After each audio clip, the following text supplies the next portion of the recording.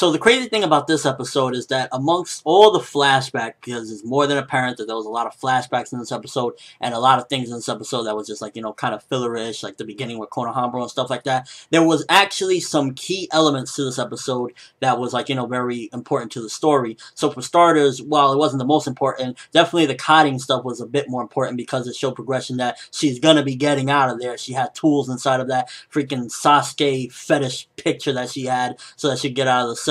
And, well, to dive into Karin real quick, like, get off of Sasuke's nuts. I'll never understand these women in Naruto, these girls in Naruto, that are so obsessed with this guy that he tried to kill them. He's never showed any affection towards them, never showed that he gave a shit about them, and she's still madly in love and obsessed with this guy that he doesn't give a rat's ass about her. He tried to kill her and leave her for dead.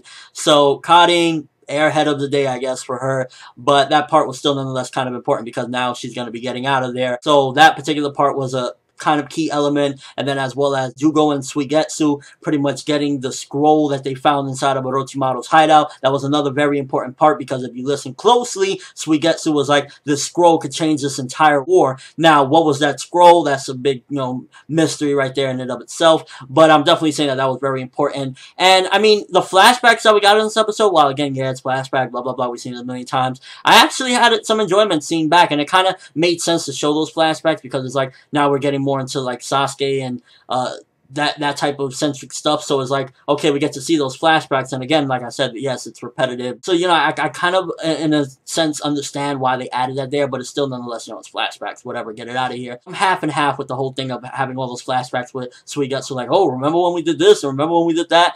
And then the very ending with Sasuke, you know, fighting the Zetsu, and pretty much the white Zetsu, it seems as though the Zetsu that Sasuke killed, the white one, when his eyes were, you know, healed, it was the main one. So that makes you think, okay, if the main one's dead, is the cloning going to be done, or is Yamato pretty much being captured going to still keep on, you know, cloning more Zetsu? That also is a big question that was raised with this episode. But I love seeing Sasuke's ruthlessness against the Zetsu, and he's like, yeah, you're not a part of the promise, but I'm still going to freaking kill you as well, and he just has him put some under genjutsu. I think I like that scene the most out of the entire episode because it was like, it's showing that Sasuke is ready to go to any lengths, and, you know, you get the flashbacks as well with Naruto, the declaration he made in the past, so it's like building up to, okay, Sasuke, he's on his war path again. He's thinking about going after Naruto, and it's like connecting the dots and whatnot. Will he be able to keep up with Naruto at this point with his new eyes and Naruto's new power up with the Biju mode? It's, you know, time will tell, but definitely got to say that that was probably the best part of the episode, and again, another key element of the episode. So we pretty much got some very big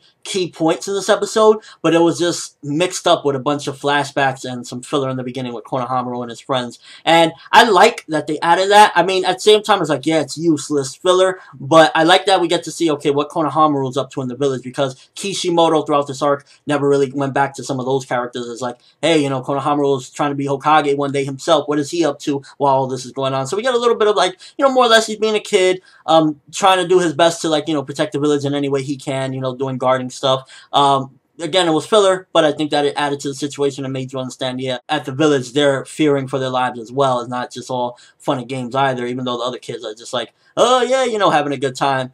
And the ending, again, with the whole Sasuke thing, and you see Itachi running. I don't think he actually noticed Itachi. I think he saw the birds and sensed something, and he's like, wait, what's that? So I think that he's gonna go find out what it is, but I don't think he actually seen Itachi. I think probably in the next few episodes, he's gonna, you know, have his encounter with him and whatnot. But this episode, I mean, it's hard with this one because, like I said, it had very big moments in it. Not very big, but very key elements. You know, progression. Karin's about to get out of there. Suigetsu and Jugo are pretty much, they found the scroll and they're trying to find Sasuke themselves. And then Sasuke sensing of Itachi, and he's probably going to head in that direction as well. And he just found out everything that's been going on. It had progression in it. It was there. The progression was there. Some of the good stuff was there. It was just mixed in with everything else. So definitely say it was above average, but it was mixed in with tons of flashbacks, so it's really like, it gets, you know, the episode gets downgraded a bit because of that. So I give this one, it's a fine. I give it a 6 out of 10. I was going to go for average, but I definitely say, looking at the key points being in there,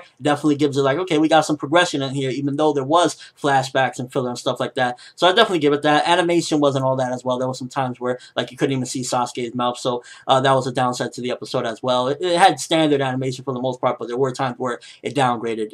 So there's that as well with the animation. And yeah, this episode, I got some enjoyment out of it. I'm not going to lie about about that as well. It's like, with everything, I still even got enjoyment because seeing some of those flashbacks, the Killer Bee fight was awesome. So, yeah, that's pretty much my take on this episode. Fine. Could have been a lot better without that flashback and, all that other stuff. But whatever, it was pretty good for what it did, I guess you could say, with the key points that it added. Let me know what you think, first of all. Sasuke, now that he has a whip of Itachi, anime-only viewers, do you think he's going to go and have a fight with him? Is he just going to want to talk? What is he going to want to do? Because, remember, Itachi is Edo Tensei right now, and I'm sure Sasuke is going to realize that, so maybe he might think, hey, that's not my brother, fuck you, my brother's dead, I don't care, I'm going to kill everything in my path, or you think he's going to just try to go and give him a good old bro fist?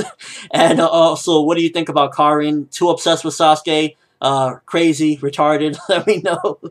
And your real thoughts of this episode. What do you think that scroll that Suigetsu found is? I definitely say that the key elements in this episode was what really made it fine one. But that's all I have for this review. Thanks for watching. Hope you enjoyed. Thumbs up if you can't wait to see Sasuke and Itachi's encounter animated, because that's going to be a real treat. And yeah, that's all I have for this one. I'm ForneverWorld, and as always, people, have an awesome day.